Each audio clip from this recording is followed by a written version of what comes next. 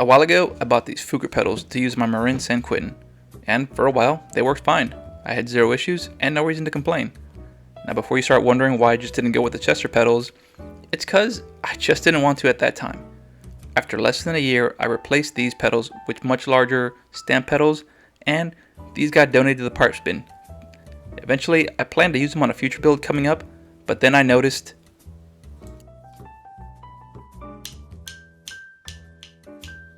obviously, I wondered where that sound was coming from, and I didn't plan to rest until I found out where. But, wait, how long has that been missing? This is absolutely insane. For the life of me, I don't know when this thing went missing. What would have happened to make this come off? What would have happened if I kept using it the way it was and it broke off? Was my safety really worth the $25 I saved? Alright, honestly, I'm not that mad. And if I didn't care, I could have probably sold this for scraps to somebody.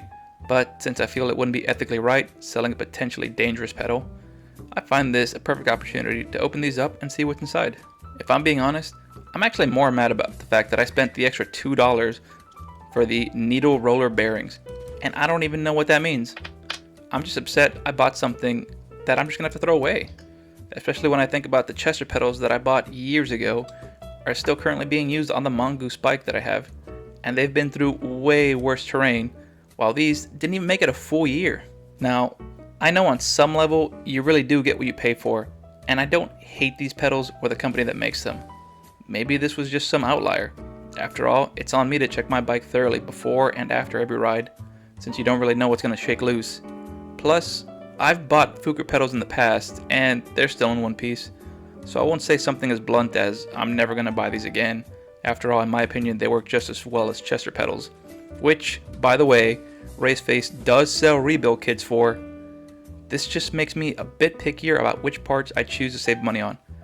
I'd rather have a lower end cassette than a $5 stem that could break off at any random moment and cause serious injury. But those are just my thoughts on the matter. I would like to thank everyone for watching. Have a great day, and until next time. You know, despite everything, it's still good to see that this whole thing still has grease. Like, even the bearings can still move just fine. I mean, this bearing would do nothing to keep the water out if water ever got in there, so glad that I caught that before I even had an issue. I'm just stoked to see that something so cheap actually has some sort of quality control on there. Anyways, that was fun.